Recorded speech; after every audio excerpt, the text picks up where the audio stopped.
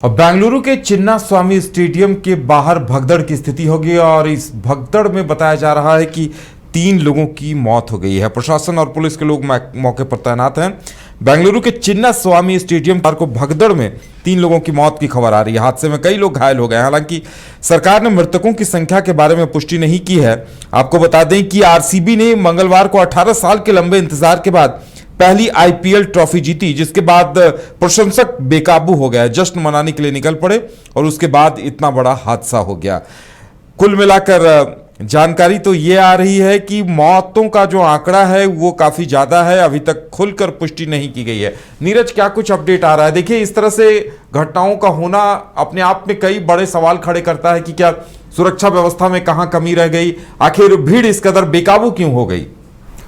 देखिए, क्योंकि आपने शुरुआत में ही कहा कि 18 साल का इंतजार था, प्रतीक्षा था फैंस का, और आरसीबी के जो फैंस थे वो बड़ी संख्या में हैं। सिर्फ हम कर्नाटक के नहीं बात कर रहे हैं, पूरे देश भर में आरसीबी के फैन हैं। और जब 18 साल के बाद जो है वो लंबा इंतजार जो था वो समाप्त हुआ और आरसीबी जो है पंजाब को फाइनल में हराती है, तो जश्न का माहौल देश भर में देखने को मिल रहा था। और उसी जश्न को कहीं ना कहीं जो है चिन्ना स्वामी स्टेडियम में मनाया जाना था और जश्न मनाया भी जा रहा था और पूरा स्टेडियम जो था वो खचाखच भरा हुआ था। और ये भी कहा जा रहा था कि वहां से विक्ट्री परेड निकलना था और उसको लेकर काफी संख्या में जो लोग थे, फैंस थे, वो बाहर इंतजार कर रहे थे। कुछ लोग जो थे वो अंदर जाना चाह रहे थे, क्योंकि स्टेडियम फुल हो चुका था, इसलिए उन्हें अंदर जाने नहीं दिया जा रहा था। और उसी दौरान जो है भगदड़ मचती है और इस भगदड़ में कई लोगों की जो है मौत हो गई है, कई लोग जो है इंजर्ड है,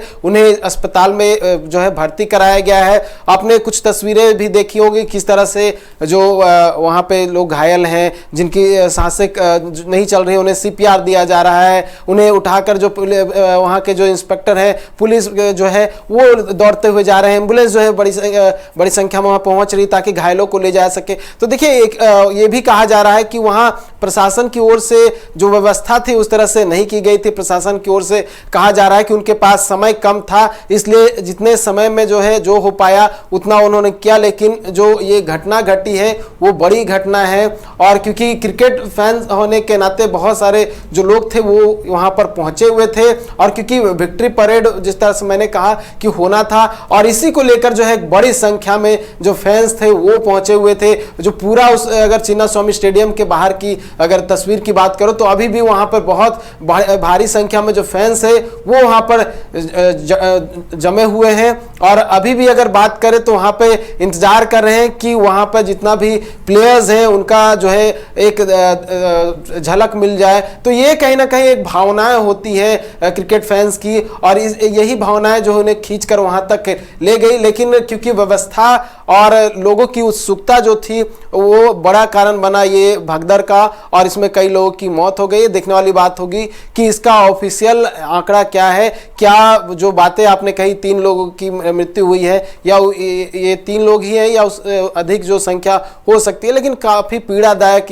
ये पूरी खबर है। क्योंकि जो फैंस है वो अपने चहते क्रिकेटर को देखने के लिए आते हैं, जश्न मनाने के लिए आते हैं और इतना अनहोनी हो जाए उनके लिए काफ़ी पीड़ादायक, उनके परिवार वालों के लिए भी पीड़ादायक है। हो सकता है इसको लेकर आगे कुछ और भी अपडेट आए। नीरज, लेकिन ये आम लोगों के लिए एक सबक है कि जब भी इस तरह से कोई जश्न की स्थिति आए, भीड़ बेकाबू ना हो, लोगों को खुद पर काबू रखना चाहिए, संयम बरतना चाहिए। देखिए, डीके शिव कुमार वहां के डिप्टी सीएम है, वो भी हाथ जोड़कर माफी मांग रहे हैं। लेकिन जरूरत इस बात की है कि लोग ऐसे हादसों से सबक सीखें। बिल्कुल, देखिए डीके शिव कुमार भी स्टेडियम के अंदर मौजूद थे, कार्यक्रम चल रहा था, जितने भी जो प्लेयर्स हैं वो वहां पर पहुंचे हुए थे, जश्न मनाते हुए नजर आ रहे थे। ट्रॉफी उन्होंने अपने हाथ में लिया हुआ था और कई तरह के कार्यक्रम जो थे वो आयोजित किए गए थे।